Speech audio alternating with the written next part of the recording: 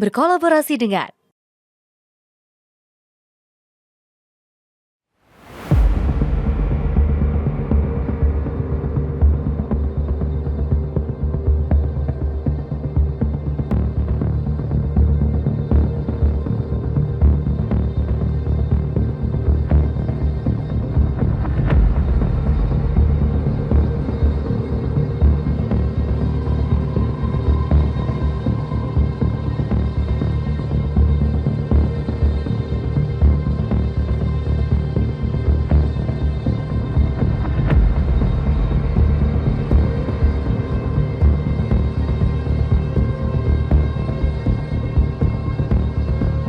setapak demi setapak. Kita mohon memang kesabaran seluruh rakyat. Berilah kesempatan bagi kita bekerja siang malam tanpa istirahat, tidak ada Sabtu Minggu. Terus kita bekerja untuk mencapai yang kita inginkan, yaitu meningkatkan penghasilan rakyat Indonesia, menghilangkan kelaparan, menghilangkan kemiskinan. Efisiensi, jangan macam-macam alasan, padahal alasannya itu adalah untuk di sini mungut, di sini mungut, di sini mungut, di sini mungut, akhirnya sampai ke petani, petaninya teriak. Indonesia cerah, kita akan kelola kekayaan dengan baik, binalah kampus-kampus kita ya, supaya benar-benar mengabdi kepada rakyat. Waspada, jangan sampai mahasiswa kita dihasut.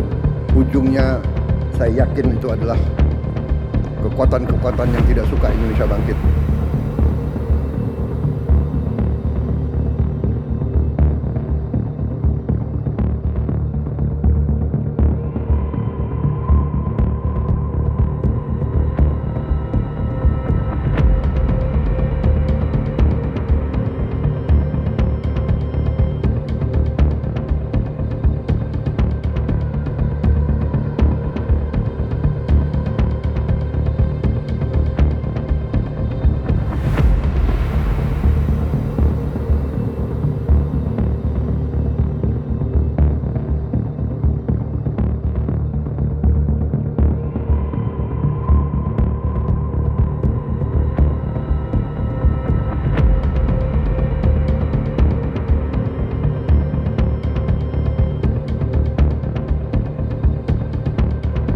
Saya pikir sebagai komisaris itu kan kemudian menerima laporan-laporan, kemudian hasil audit yang sudah dilakukan. Nah tentunya keadaan kondisi yang ada seperti sekarang ini, tentunya kita harus kemudian cek lagi bagaimana pada waktu proses pemeriksaannya, bagaimana proses auditnya, kalau memang terjadi unsur-unsur yang sekarang terjadi. Demikian.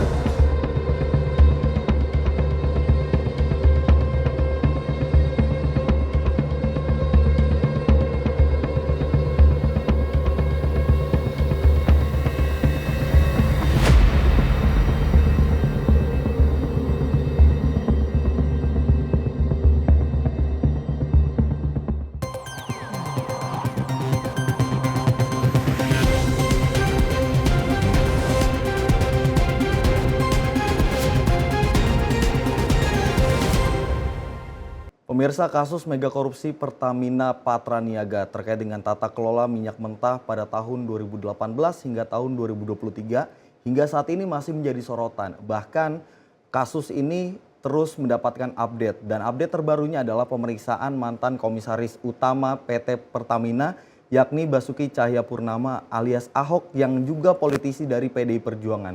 Pemeriksaan Ahok ini juga menjadi banyak sorotan masyarakat. Tentunya bagaimana pihak dari Kejaksaan Agung memeriksa dan kira-kira hasil ini ditunggu karena berdasarkan hasil informasi juga Kejaksaan Agung hingga saat ini masih melakukan pengecekan terkait dengan kesaksian dari Ahok. Namun Kejaksaan Agung juga nantinya dipastikan akan memanggil Ahok untuk menindaklanjuti terkait dengan laporan dan juga hasil rapat yang ada di buku coklat milik Basuki Cahayapurnama. Dan untuk membahas terkait bagaimana update kasus korupsi, mega korupsi PT Pertamina Patraniaga, kita masih akan membahasnya dengan Direktur Eksekutif Skala Survei Indonesia, Bang Abdul Hakim MS. Bang Ab, selamat malam. Bagaimana kabar, Bang? Alhamdulillah baik, selamat malam Mas Andi. Selamat malam pemirsa Sinpo TV. Bang Ab, ini melihat kasus mega korupsi PT Pertamina. Update-nya adalah pemeriksaan mantan Komisaris Utama Basuki Cahayapurnama, mantan Komisaris Utama PT Pertamina. Kalau melihat dari pemeriksaan Ahok ini, Bang Ab, kalau Anda melihatnya dari segi politis seperti apa, Bang? Ya, agak cukup unik melihat kasus Pertamina ini ya. Melihat Pak Ahok yang kemarin kemudian diperiksa oleh Kejaksaan Agung, apa yang dikemukakan oleh Basuki Cahayapurnama atau Ahok agak cukup berbeda ketika setelah diperiksa oleh Kejaksaan Agung atau dimintai keterangan oleh Kejaksaan Agung yang statusnya sebagai saksi, diperbandingkan dengan narasi yang dikeluarkan oleh Ahok sebelum diperiksa begitu.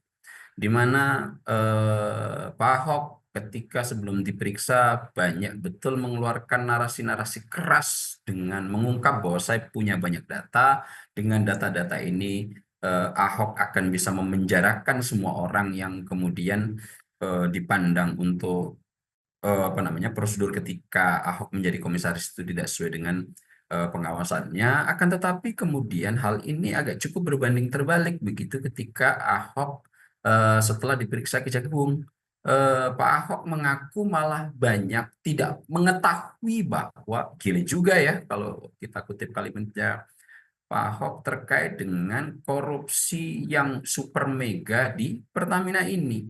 Akhirnya Pak Ahok cukup kalem, tidak banyak mengeluarkan statement yang meledak-ledak seperti sebelum dilakukan pemeriksaan oleh Kejaksaan Agung. Akan tetapi Pak Ahok lebih banyak memilih kalimat tidak tahu gitu, bahwa saya kok juga tidak tahu ya. Ternyata korupsi yang ada di Pertamina sedemikian besar begitu. Nah, hal ini mungkin apa yang telah diteliti dan ditelah oleh Kejaksaan Agung dalam hal ini bukan hal yang sesuatu diada-adakan, tapi ini betul-betul mengurai benang kusut jejaring mafia yang sudah mencengkeram Pertamina ini sepersekian tahun terakhir ini, bahkan kerugian negara ditaksir 1.000 triliun yang harus ditanggung untuk dimakan oleh koruptor-koruptor yang ada di Pertamina ini. Ini tentu perkembangan bagus. Apakah Pak Ahok dengan perubahan sikap di mana sebelumnya meledak-ledakan, memenjarakan semua orang-orang dengan data yang ia punya, akan tetapi setelah periksa Kejaksaan Agung, justru malah sebaliknya, bahwa Pak Ahok agak cukup landai dan tidak lagi meledak-ledak, bahkan mengaku banyak tidak tahu bahwa korupsi di Pertamina sebegitunya, gitu Mas Andi. Nah, apa yang terjadi di Pak Ahok saya belum tahu. Kita coba tunggu 1-2 hari update nanti apa yang akan terjadi, apa yang akan dilakukan oleh Ahok dalam beberapa pekan ke depan, Mas Adi.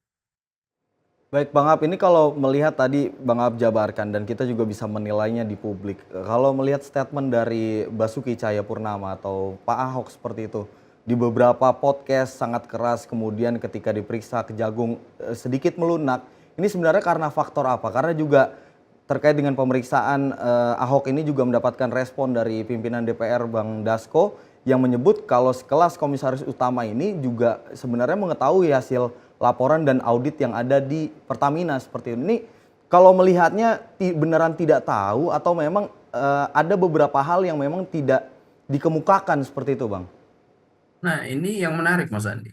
Profesor Sumidas Wahman, Wakil Ketua DPR, hari ini menanggapi apa yang dikemukakan oleh Ahok bahwa Pak Ahok banyak tidak tahu. Tapi kemudian Sufmidasko mengatakan agak cukup unik jika kemudian sekelas komisaris utama tidak mendapatkan laporan-laporan apa yang terjadi di Pertamina dan banyak nggak tahu.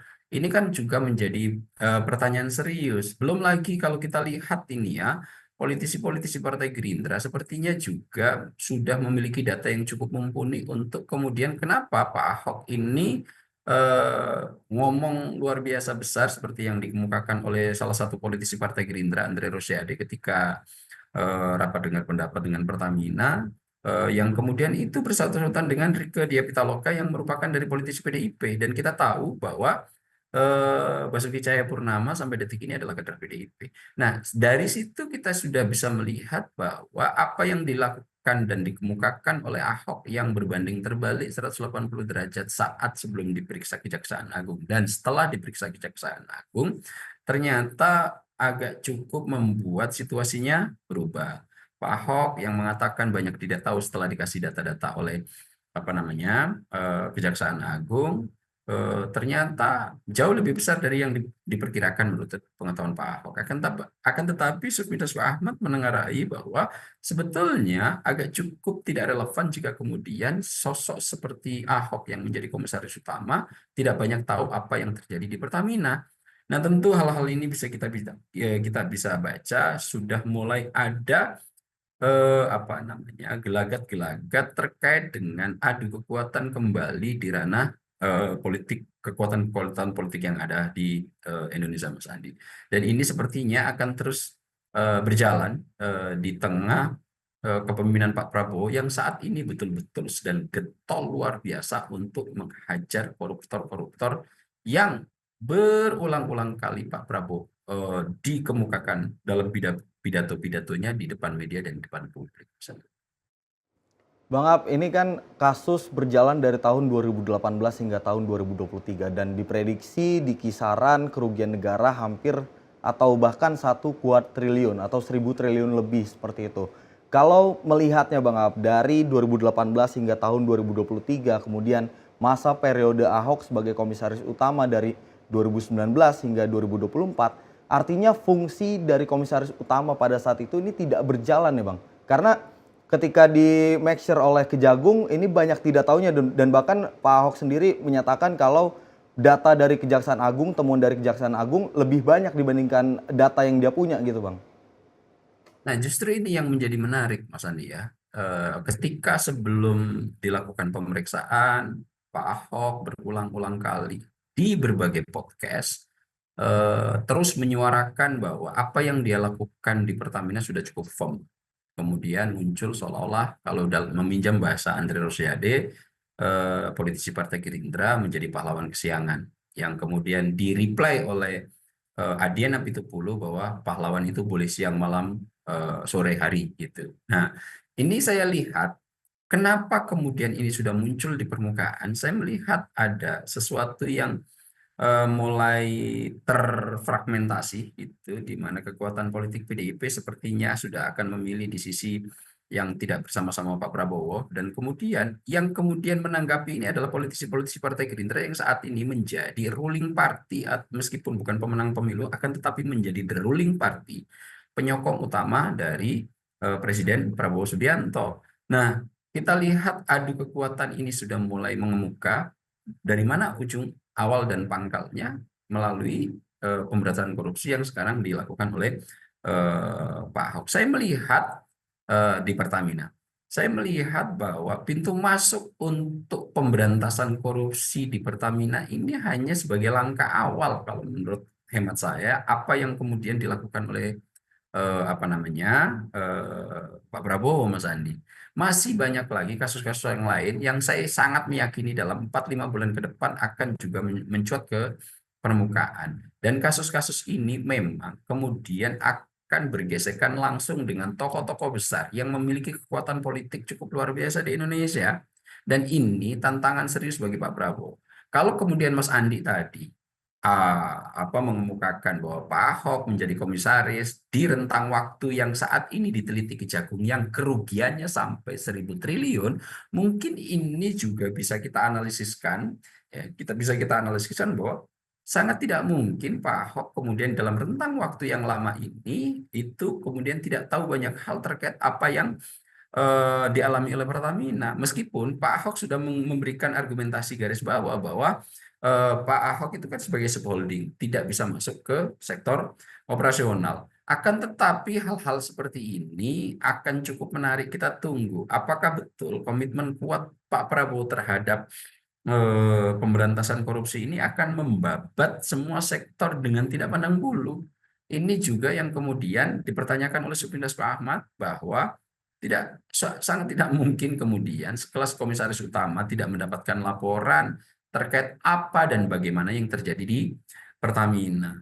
Nah, kita lihat babak baru, apakah betul nanti Pak Ahok ini bisa terkait sebagaimana sudah sempat saya kemukakan, saya tidak bisa mendahului, akan tetapi kemudian jika hal ini mengarah kepada hal-hal yang diketahui oleh Pak Ahok, ada baiknya Pak Ahok segera membuka itu dengan lebih rinci. Toh Kejaksaan Agung kemarin mengatakan bahwa apa yang saat ini ditanyakan kepada Ahok sebagai saksi hanya masalah-masalah permukaan umum, belum sesuatu hal yang lebih dalam. Itu pun oleh Pak Ahok dikatakan sebagai banyak yang tidak tahu. Nah, tentu hal-hal seperti ini patut kita tunggu.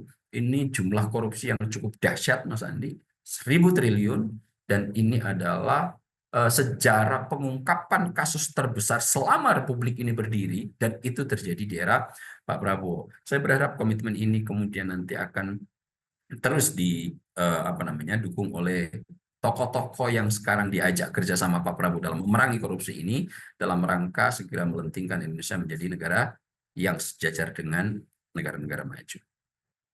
Baik Bang Ab, ini kan Ahok rencananya oleh pihak Kejaksaan Agung akan dipanggil kembali untuk di cross check terlebih dalam lagi terkait dengan bagaimana data-data yang dia miliki terkait kasus tata kelola minyak di Pertamina Patraniaga. Kemudian juga kalau melihat pola yang dilakukan oleh Ahok ini sebenarnya mirip-mirip dengan kasus yang menimpa Sekjen PD Perjuangan Hasto Kristianto yang menyatakan punya kartu as dalam tanda kutip terkait kasus yang menimpanya seperti itu. Nah, kalau melihat Bang, ini kan Ahok juga ketika habis diperiksa oleh Kejaksaan Agung menyebut salah satu nama itu direktur utama dari mantan direktur utama Pertamina Patraniaga Alfian Nasution yang kalau kita ketahui bersama-sama ini pernah mendapatkan penghargaan dari Pak Presiden Jokowi saat itu.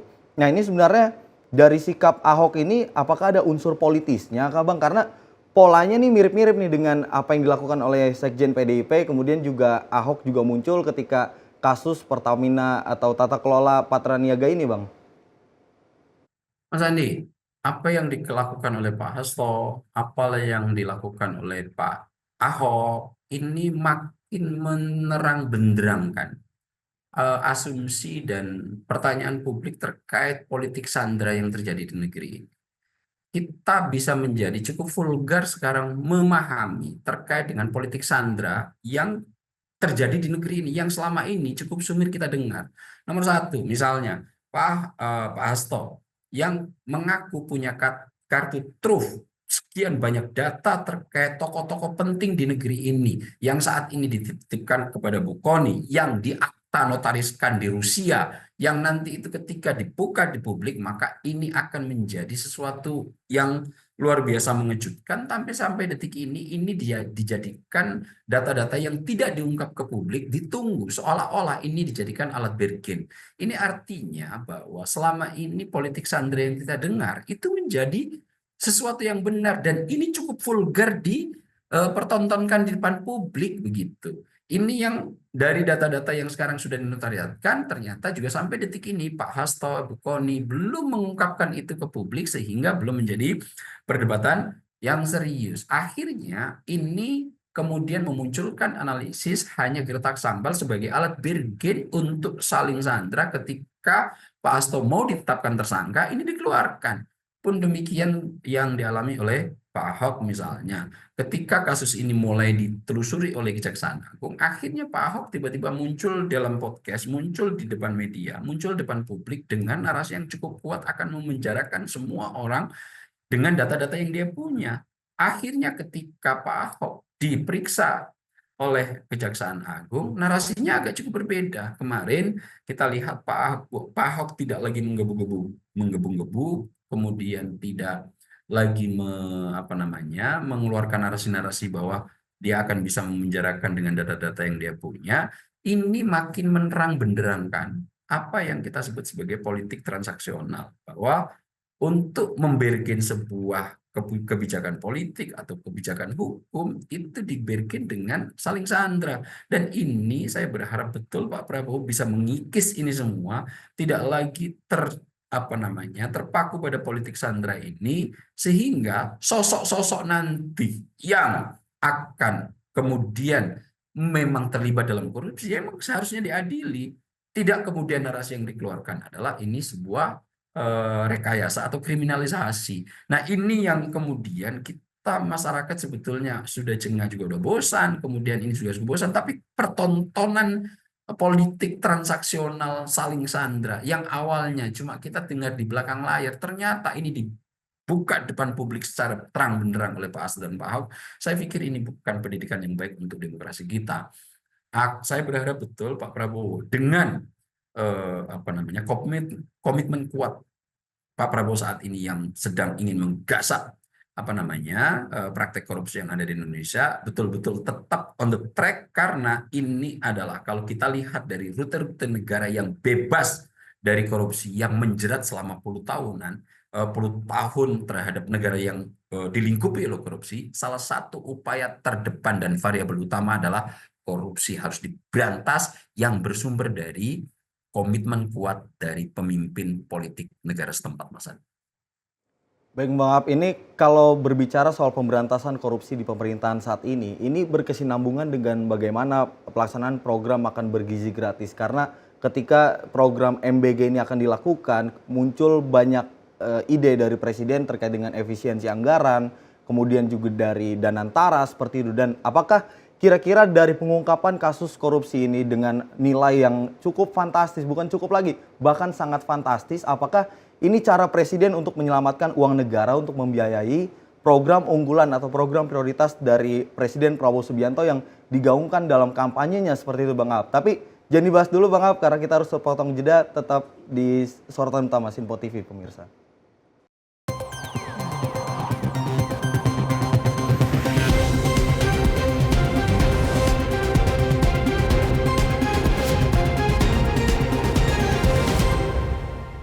Halo pemirsa, kami kembali hadir dengan sejumlah informasi yang kami himpun dari berbagai penjuru dunia. Rangkaian informasi yang membuat akhir pekan Anda begitu bermakna. Sebuah kelompok di Afrika Selatan memberikan layanan pertunjukan film dengan tenaga surya. Berita yang menjadi sorotan media dari dalam dan luar negeri, kami hadirkan untuk menemani pekan Anda dalam Sinpo Dunia Sepekan, Sabtu dan Minggu pukul 9 pagi, hanya di Sinpo TV. Kami hadir dengan rangkaian informasi dari berbagai penjuru dunia. Topik dan isu yang tengah menjadi sorotan mancanegara dikemas dengan lengkap untuk Anda.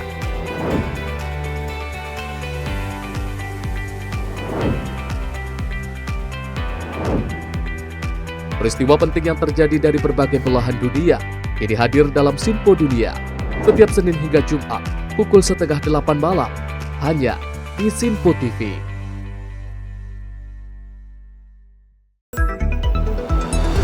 Jadilah yang pertama mengetahui perkembangan terkini seputar informasi dari lembaga parlemen. Punya data nasional, tidak ada satupun backup berarti kan? Tiba-tiba ada putusan yang nggak masuk akal dan seperti ini gitu. Kita biarkan rekomendasi kepada KPK, periksa! Kami hadirkan informasi paling akurat untuk mengawal setiap informasi dalam rapat komisi dan paripurna. Tentunya bersama saya Andi Rezaldi yang telah kami rangkum dalam program Sinpo Parlemen. Saya Arif Rifani. Saksikan Sinpo Parlemen setiap Sabtu pukul 6 pagi hanya di Sinpo TV.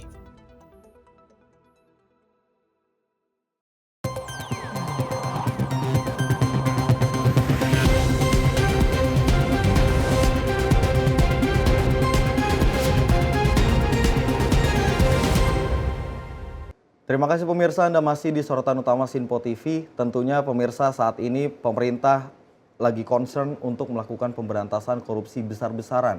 Bersih-bersih BUMN tengah dilakukan oleh dua lembaga anti rasuah, yakni lembaga yang diandalkan oleh Presiden Prabowo Subianto, ada KPK, kemudian ada Kejaksaan Agung. Dan masih membahas persoalan tersebut, masih dengan Direktur Eksekutif Skala Survei Indonesia, Bang Abdul Hakim MS. Bang Ab kembali melanjutkan, Indonesia adalah negara yang kaya Bang Ab. Kita ketahui juga Presiden Prabowo Subianto memiliki sebuah program prioritas, yakni program makan bergizi gratis.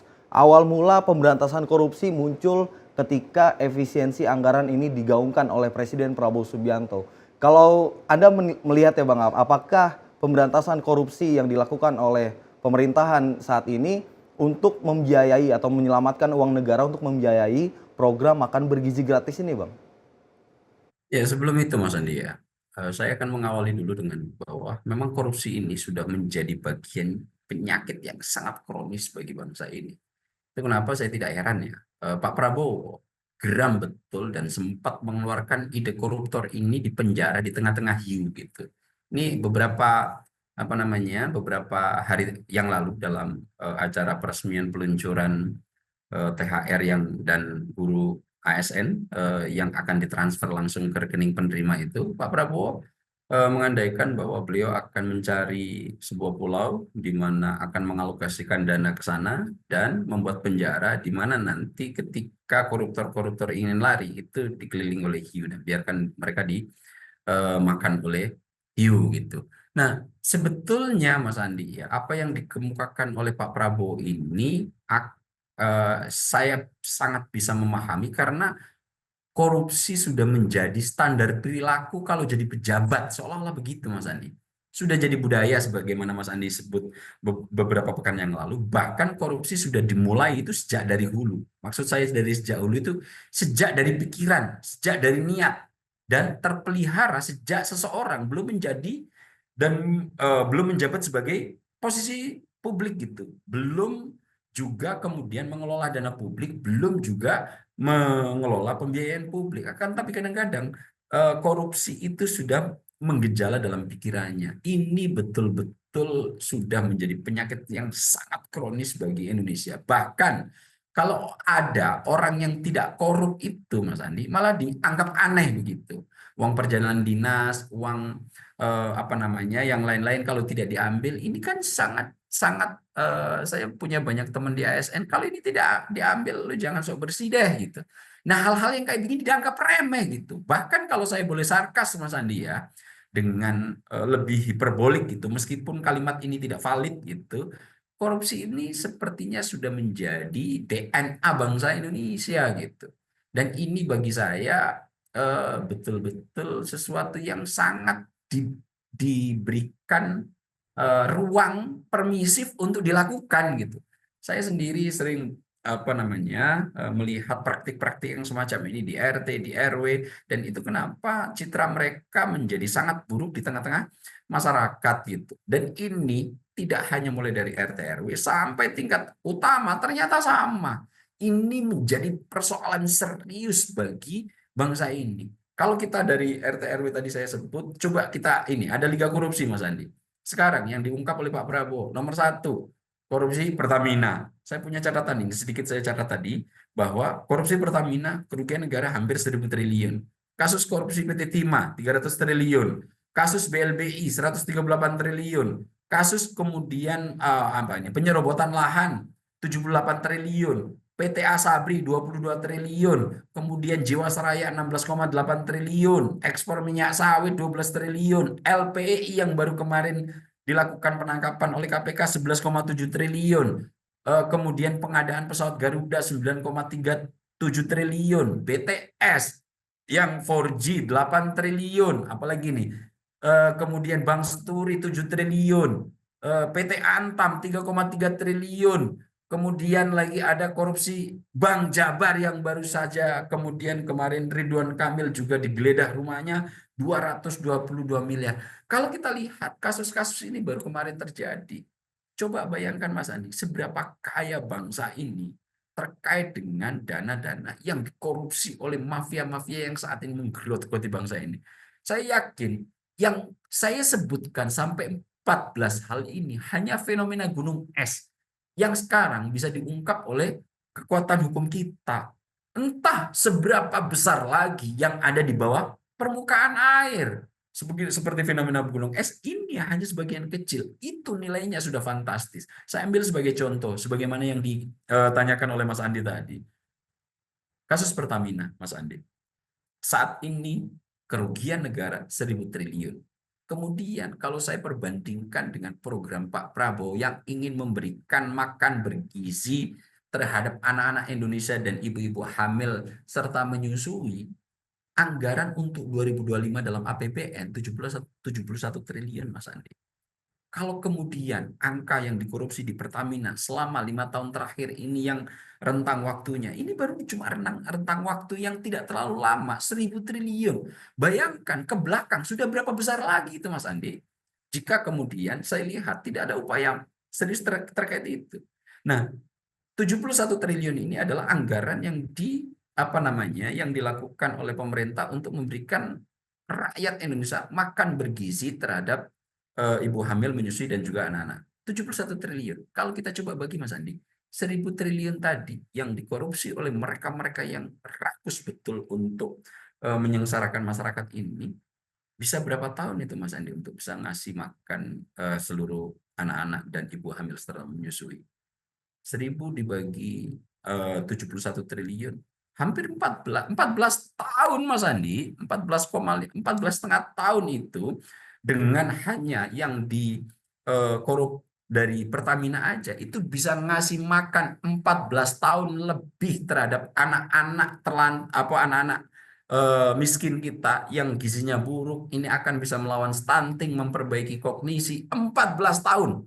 Ini dalam 5 tahun dikorupsi oleh mereka-mereka segelintir orang yang nilainya sampai 1.000 triliun. Kurang jahat apalagi. Ini yang baru di permukaan. Jika kemudian Mas Andi tadi bilang, apakah ini rute Pak Prabowo untuk membiayai program? Saya yakin iya. Kenapa? Saya bisa menyimpulkan hal itu. Karena yang mencoba mengungkap ini adalah Kejaksaan Agung. Kita tahu Mas Andi, Kejaksaan Agung itu langsung di bawah Presiden. Hak prerogatif Presiden ketika menunjuk seorang jaksa agung tidak memerlukan untuk konsultasi ke DPR atau melalui fit and proper test melalui DPR. Jadi apa yang dilakukan oleh jaksa agung ini bertanggung jawab langsung terhadap Presiden, dan apa yang saat ini diurai oleh Kejaksaan Agung dengan membuka kotak Pandora terhadap kita semua bahwa ternyata korupsi hanya di salah satu institusi BUMN, Pertamina, nilainya 1.000 triliun. Jika kita berikan itu untuk ngasih makan terhadap anak-anak miskin dalam memperbaiki gizi dan kognisi terhadap bangsa ini, bisa memberikan makan dalam program makan bergizi gratis selama 14 tahun, Mas Andi. Nah, ini tentu yang coba kemudian dilakukan oleh Pak Prabowo. Kemarin juga Pak Prabowo saya lihat melakukan pernyataan yang cukup serius bahwa efisiensi yang dilakukan ini sejatinya ditujukan untuk membiayai semua program yang sebetulnya kalau dikelola dengan benar, kita ini tidak lagi menjadi negara-negara kacung gitu, tidak menjadi negara pengutang.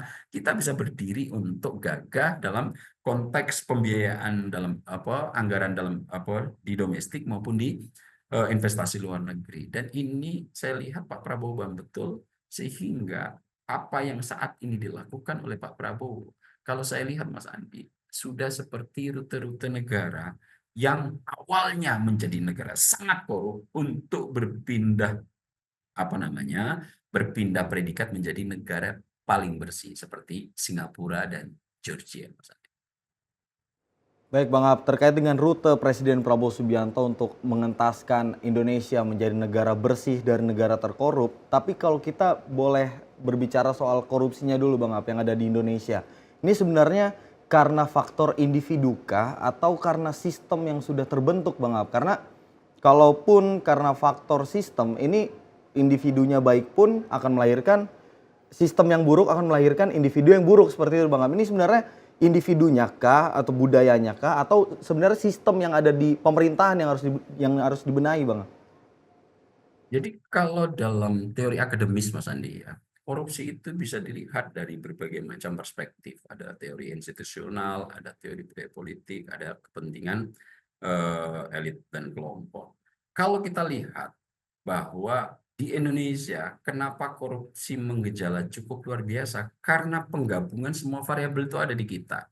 Secara institusional, aturan-aturan yang kita sudah susun dalam KUHP, dalam UU Tipikor, semuanya sebetulnya ideal, Mas Andi. Akan tetapi, yang paling menjadi persoalan serius adalah tidak adanya komitmen luar biasa dari pemimpin-pemimpin political will yang dari pemimpin negara itu untuk kemudian menjadikan budaya ini sebagai pilihan rute bangsa. Coba bayangkan Mas Andi ya, bagaimana tidak mengenjala sejak dini kita tidak pernah diajari bagaimana untuk bibit-bibit korupsi ini bisa mengembang. Saya ambil salah satu contoh. Ini sering betul dikemukakan oleh Dr. Roslani Yusni Hasan itu. Ini adalah seorang neurosurgery itu. Dia banyak mengungkap bagaimana bangsa Indonesia ini agak cukup kesulitan keluar dari lingkup korupsi. Kenapa? Karena dari kecil itu tidak pernah dididik untuk menghargai privasi orang.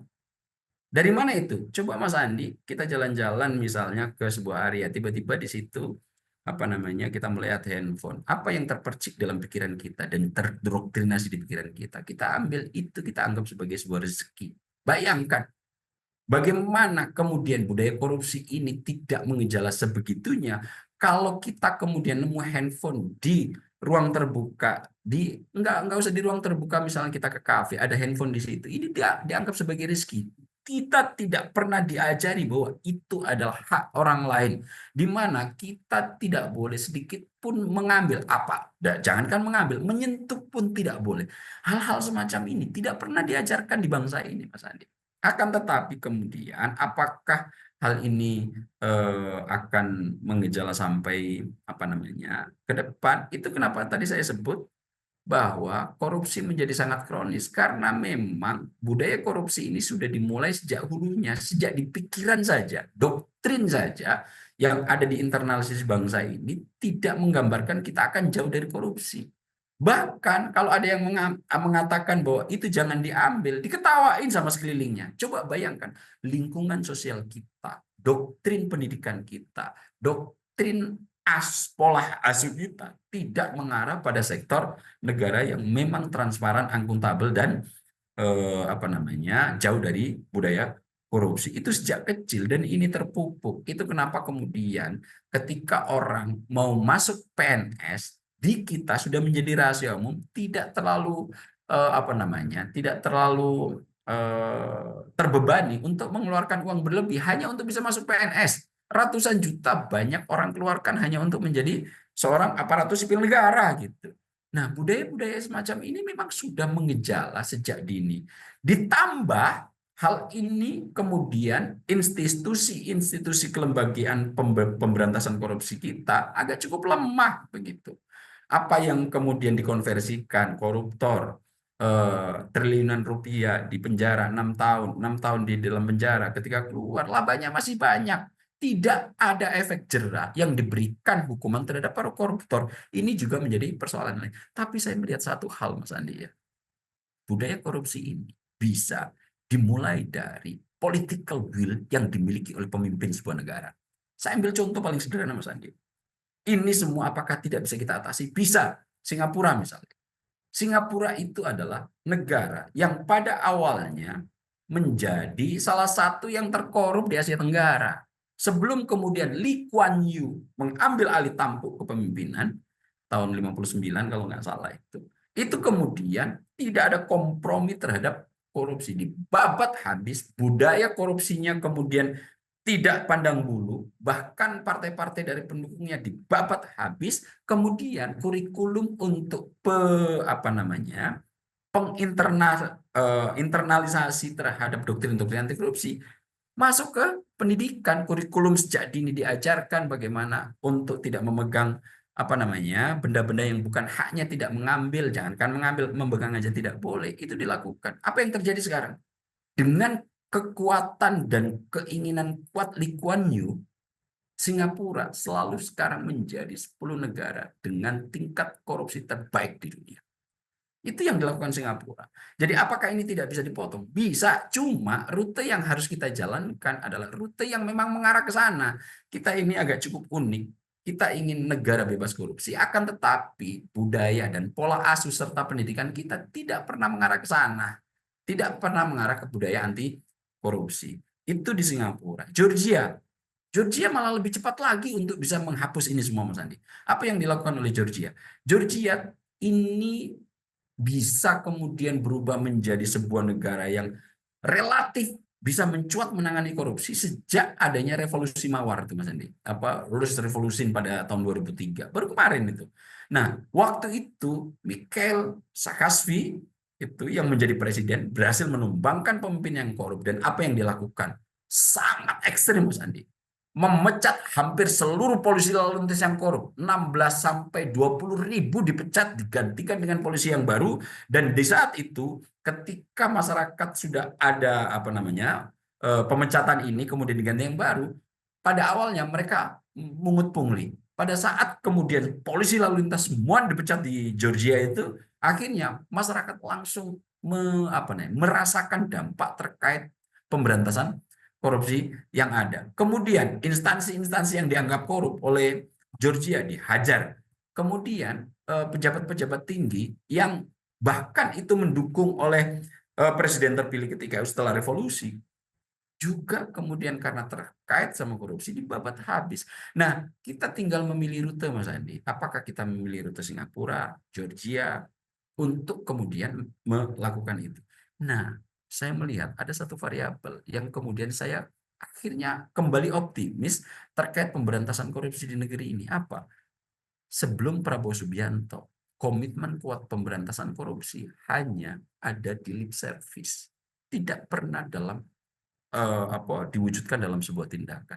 Akan tetapi saya melihat ada tanda-tanda baik terkait Pak Prabowo ini. Apa yang dikemukakan, saya tidak takut terhadap mafia manapun, bahkan saya rela mati untuk melawan mafia-mafia koruptor ini, dikemukakan oleh Pak Prabowo dengan sangar, dengan kuat, dengan pesannya yang tegas di depan publik. Akan tetapi dalam waktu bersamaan Pak Prabowo kemudian memerintahkan Kejaksaan Agung untuk mengubah, mengurai, mengejar-ngejar mereka yang korupsinya gila-gilaan. Yang dimulai Pak Prabowo di mana? Pertamina, 1.000 triliun. Ini adalah angka terbesar yang pernah diungkap oleh Kejaksaan Agung dalam sejarah Republik ini berdiri. Dan saya yakin ini adalah intervensi dari Prabowo Subianto. Kenapa? Lagi-lagi saya ungkap, Kejaksaan Agung adalah orang paling dekatnya Prabowo. Tanpa perintah Pak Prabowo, Kejaksaan sepertinya tidak akan bisa berani berjalan. Nah, saya melihat rute yang dilakukan oleh Singapura, dilakukan oleh Georgia saat ini ada di Indonesia, Mas Andi.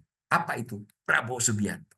Saat ini dia berani mati untuk menghajar koruptor, dia berani untuk menghadapi mafia manapun, dan mudah-mudahan ini menjadi indikator baik untuk pemberantasan korupsi dan kita segera melenting menjadi negara yang transparan, akuntabel, dan sejajar dengan negara-negara yang bersih seperti jiran kita Singapura. Baik Bang Af, kalau melihat rute yang diambil oleh Presiden tadi yang Bang Af sampaikan adalah mengambil rute dari negara Singapura, kemudian dari Georgia yang ingin mengeluarkan negara terkorup menjadi negara bersih seperti itu Bang Af ya. Tapi yang kita ketahui juga kalau melihat rute yang diambil oleh Presiden adalah membangun integritas dalam kabinetnya seperti itu. Dan ini adalah salah satu mitigasi karena kalau pemberantasan juga percuma kalau tidak ada mitigasi seperti itu Bang Af. Tapi terkait dengan tema malam hari ini kita akan membahasnya lebih mendalam lagi, tapi kita harus terjeda dulu Bang Af. Pemirsa tetap di Sorotan Utama Sinpo TV.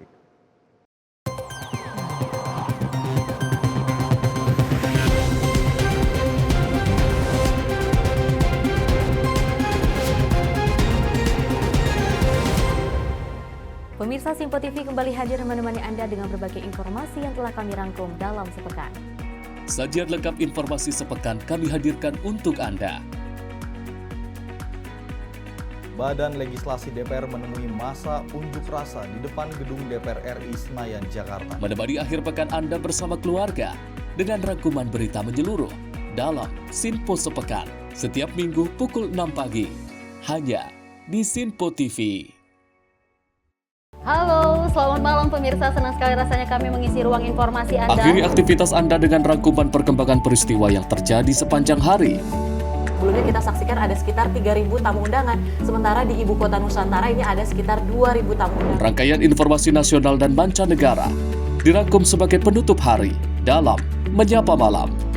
Setiap Senin hingga Jumat pukul 8 malam, hanya di Sinpo TV. Halo, selamat pagi pemirsa Sinpo TV. Selamat pagi Andi. Selamat pagi Fen. Beragam informasi terbaru hadir menemani Anda sebelum memulai hari. Itu memang dari Menteri Perhubungan juga mendukung, Betul. dari Menteri Keuangan juga mendukung, dan kita sebagai masyarakat pun juga Harus mendukung.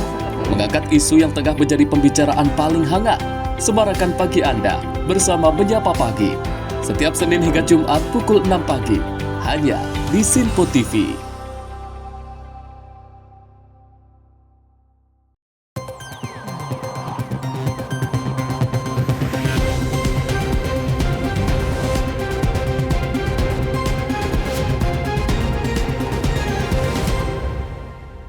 Pemirsa, Anda masih di sorotan utama Sinpo TV, masih terhubung dengan Direktur Eksekutif Skala Survei Indonesia, Bang Abdul Hakim MS. Bang Ab kembali melanjutkan perbincangan kita pada malam hari ini. Melihat dari pidato Presiden beberapa waktu lalu yang mengultimatum, lagi-lagi mengultimatum para pemain atau para koruptor seperti itu untuk tidak main-main di eranya dia. Salah satunya adalah membuat penjara di sebuah pulau yang dengan tingkat keamanan tertinggi. Kemudian juga mengingatkan kalau jangan bermain-main dengan petani kita dan siap mati untuk melawan koruptor. Ini sebenarnya bentuk kegelisahankah dari Presiden? Karena yang kita ketahui adalah ini sebenarnya ini korupsi ini ada pemainnya nih Bang gitu. Ini udah ada mulai gangguan kah? Makanya ini disampaikan secara berkala oleh Presiden di beberapa saat pidatonya gitu Bang. Ya, memang Pak Prabowo baru memulai Mas Andi ya. Dan apa yang dilakukan Pak Prabowo dalam konteks pemberantasan korupsi, jika mengacu pada semua yang diupayakan oleh negara-negara dunia, itu tidak mudah. Apa yang dia lakukan Pak Prabowo ini bukan tanpa risiko yang yang cukup besar. Kenapa? Mas Andi, dengan misalnya uang yang dikelola 1.000 triliun yang bukan masuk ke negara, tentu ini adalah orang-orang yang tidak sederhana. Mereka pasti adalah orang-orang yang cukup kuat dalam konteks jejaring korupsi di domestik. Dan saya yakin juga Mas Andi bahwa apa yang mereka punya, kekuatan-kekuatan yang mereka miliki dalam negeri, tidak hanya itu. Mereka ini juga banyak ditengarai menjadi kepanjangan tangan dari kelompok-kelompok mafia internasional. Dalam konteks global misalnya, minyak ini kan persoalan yang bukan hanya persoalan domestik. Ini adalah energi yang semua negara butuh dan semua orang-orang pasti ingin mengambil manfaat serta keuntungan maksimal terkait dengan perdagangan minyak ini. Kita lihat investigasi dari beberapa media terkait pemain-pemain yang kemudian menguasai sektor energi khususnya di minyak. Ternyata mereka tidak main sendiri Mas Andi. Mereka ini ternyata hanya menjadi kepanjangan tangan dari pemain-pemain global yang kemudian mereka menghamba karena menerima keuntungan meskipun tidak sebesar yang diperoleh oleh pemain global, tapi mereka juga menikmati keuntungan. Nah, tentu jejaring global, jejaring domestik yang dimiliki. Kemudian Pak Prabowo mencoba mengusik ini tentu menjadi hal yang tidak sederhana, Mas Andi. Itu kenapa? Sebagaimana yang dikemukakan oleh Mas Andi. Kenapa Pak Prabowo berulang-ulang mengemukakan ini di depan publik? Saya melihat ada dua hal.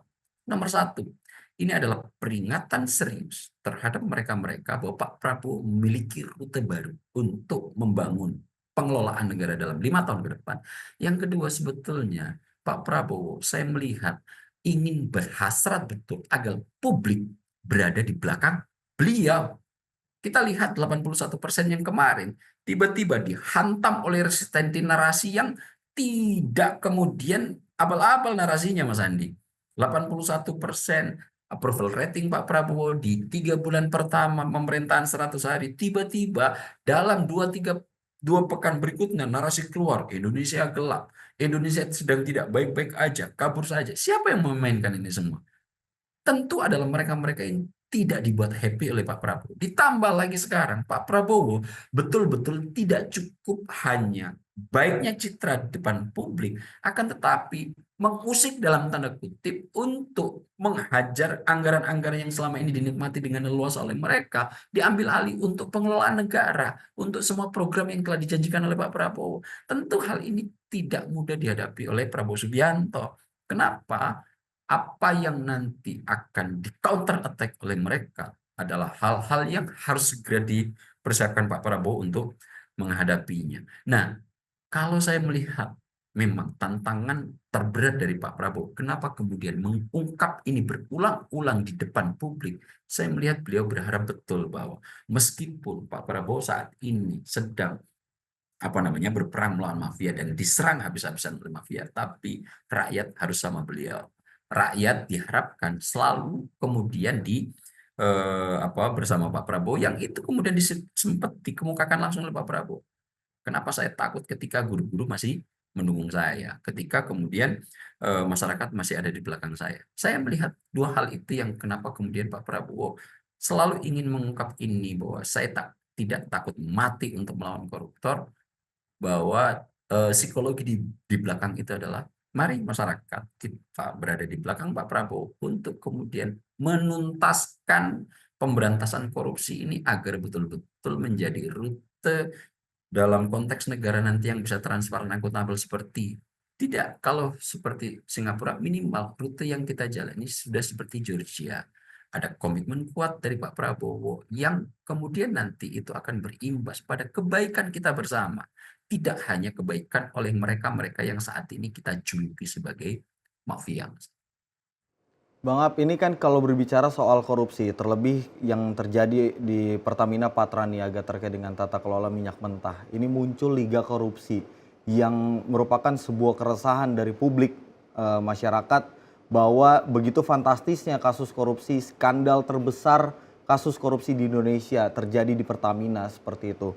Kalau berbicara soal hukuman, kalau melihat dari karakteristik Presiden ingin memberikan hukuman yang seberat-beratnya karena tindak korupsi ini banyak sekali merugikan masyarakat. Kalau yang di segmen sebelumnya kita sempat membahas betapa kayanya Indonesia, kerugian negara 1.000 triliun bisa membiayai bahkan sampai dengan 14 tahun program makan bergizi gratis. Nah, kalau berbicara soal hukuman, Bang Ab, kasus narkoba di Indonesia berkemungkinan ada hukuman mati.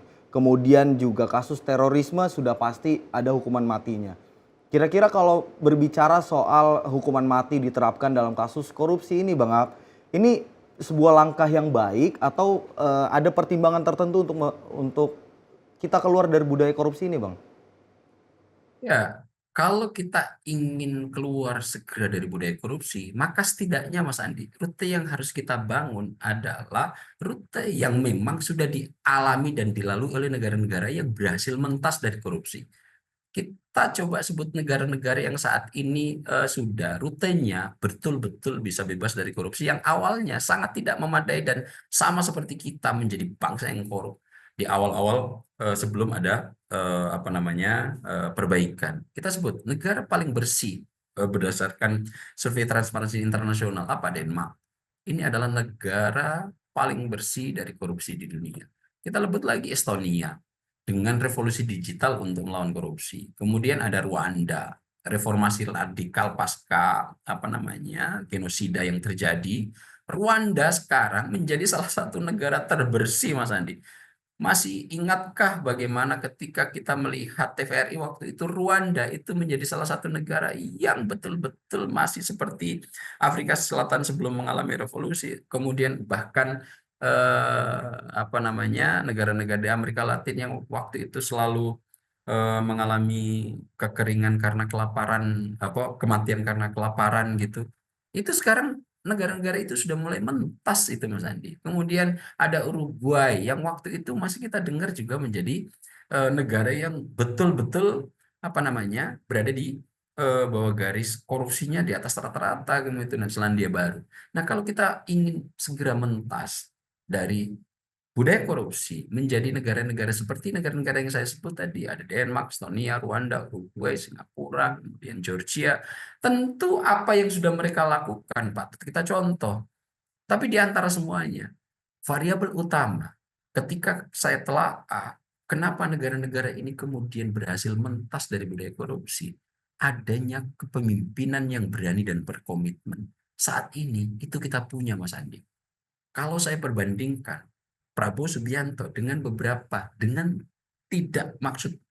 tidak menghormati presiden-presiden sebelumnya, tapi kemauan untuk memberantas korupsi yang kemudian itu linier dengan tindakan, baru saya lihat di Prabowo Subianto saat ini.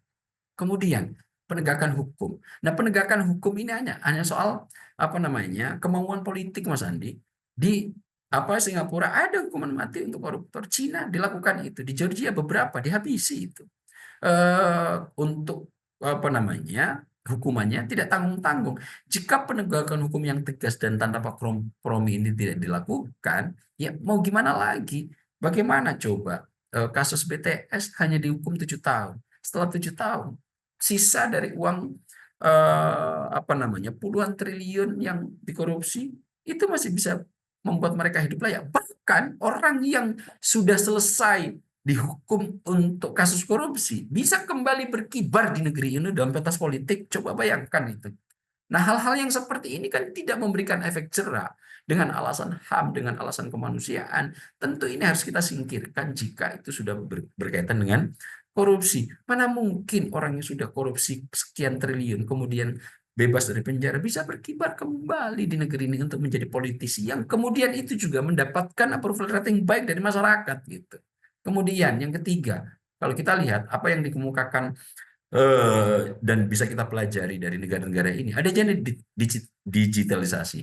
Semuanya harus accessible, tidak perlu harus kemudian melewati birokrasi yang cukup rumit di belakang, semuanya harus bisa diakses dalam permukaan. Sekarang ada teknologi. Digitalisasi penting untuk menjadi rute agar transparan. Ini yang kemudian coba kita dorong. Akan tetapi, konsep ini sudah banyak diketahui. Lagi-lagi, niat baik dari pemimpin tidak ada. Kemudian, nah ini yang saya sebut tadi Mas Andi. 2 variabel terakhir ini adalah masyarakat harus berperan aktif. Ayo kita dukung pemimpin-pemimpin yang saat ini memang punya komitmen kuat dalam pemberantasan korupsi. Dan yang terakhir saya lihat Mas Andi, yang paling berpengaruh dalam negara-negara yang saya sebut adalah indoktrinasi untuk budaya anti korupsi diperkenalkan sejak dini, bukan dari nasihat tapi dari latihan. Apa itu? Mereka kita ajari tidak memegang barang orang lain. Kemudian kita mempelajarkan di rute-rute pendidikan kita sejak dini bahwa apa yang bukan haknya itu kemudian jangan pernah disentuh, apalagi diambil. Kemudian ini harus segera masuk di kurikulum. Saat ini saya lihat SD, SMP, TK tidak ada budaya-budaya anti korupsi ini yang diajarkan. Prioritas utamanya harusnya pendidikan elementari ini itu semuanya fokus pada pendidikan karakter agar kita bisa bekerja sama dan tidak pernah mengambil hak orang lain. Saya lihat ini agak cukup kurang. Nah, kalau kemudian kita ingin segera mentas dari budaya korupsi, maka hal ini sudah penting untuk menjadi sebuah paket khusus yang harus kita penuhi. Nah, akan tetapi untuk paket kedua, ketiga, keempat, dan kelima, saya pikir itu hanya bisa berlaku kalau kita punya syarat yang pertama. Pemimpin yang berani dan berkomitmen. Mas Andi, saya melihat variabel itu saat ini ada di kita. Variabel itu saat ini sedang mengejala di kita. Ada baiknya kita semua kemudian berkumpul untuk mendukung penuh pemimpin-pemimpin yang berani dan berkomitmen seperti ini. Siapa itu? Saya secara pribadi tidak akan sungkan lagi dengan apa yang dikemukakan Pak Prabowo, dengan apa yang sudah dilakukan Pak Prabowo, untuk kemudian saya, Pak Prabowo, berdiri penuh di belakang Pak Prabowo untuk melakukan dan menuntaskan pemberantasan korupsi ini. Karena saya lihat ini belum pernah terjadi sebelumnya. Dan lagi-lagi Mas Andi, bahwa apa yang dilakukan Pak Prabowo bukan tanpa risiko.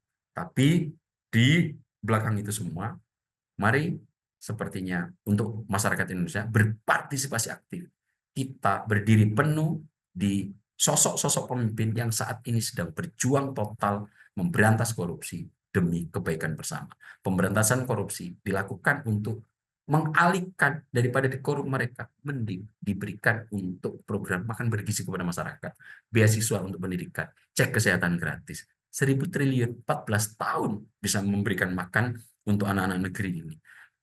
Bayangkan berapa banyak lagi yang belum terungkap yang sebetulnya nilainya jauh di antara jauh di atas korupsi yang dilakukan di Pertamina. Tentu hal-hal semacam ini yang penting untuk kita refleksikan Mas Andi, dan saat ini variabel utamanya kita punya komitmen dan keberanian Prabowo Subianto ada. Kita waktunya dukung beliau. Baik, artinya partisipasi masyarakat juga tentunya diperlukan oleh pemerintah karena juga tidak bisa dibebankan sepenuhnya kepada presiden, tidak bisa dibebankan juga sepenuhnya terhadap para penegak hukum, tapi pemberantasan korupsi, pengentasan korupsi, dan mitigasi korupsi ini harus dilakukan secara bersama-sama dan stakeholder lainnya. Bang Aap, terima kasih banyak sudah mau berbincang terkait dengan korupsi pada malam hari ini. Sehat-sehat Bang Aap. Ya baik pemirsa, Liga Korupsi Indonesia kita doakan tidak berlanjut dan tidak bertambah lagi. Tentunya upaya yang dilakukan oleh Presiden Prabowo Subianto, rute yang dipilih untuk membuat Indonesia lebih baik ke depannya, kita harus mendukung sebagai masyarakat Indonesia. Karena pengentasan korupsi seperti yang tadi saya katakan tidak bisa dilakukan secara sendiri. Entah itu presiden, entah itu menteri, atau bahkan para penegak hukum, tapi ini adalah kerjasama masyarakat dan juga tentunya dengan pemerintah. Dan kita dukung pemerintah yang saat ini kalau kita melihat rutenya tengah merenovasi negara Indonesia yang sudah compang-camping akibat para mafia yang hanya fokus untuk memperkaya diri tapi tidak fokus untuk memperkaya rakyat Indonesia. Pemirsa, saya Andi Rezaldi mewakili segenap kru yang bertugas pamit undur diri. Selamat malam, sampai jumpa.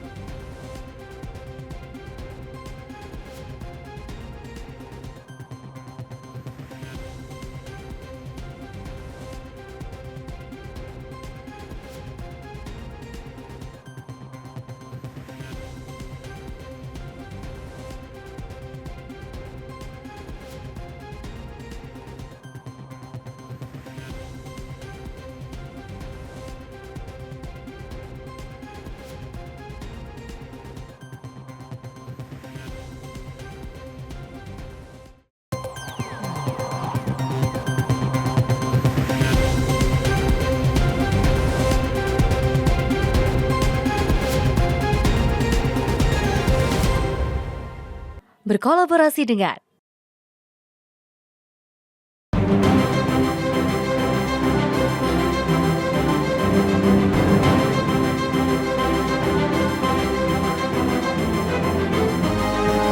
Simpo TV, News, Sport, Entertainment.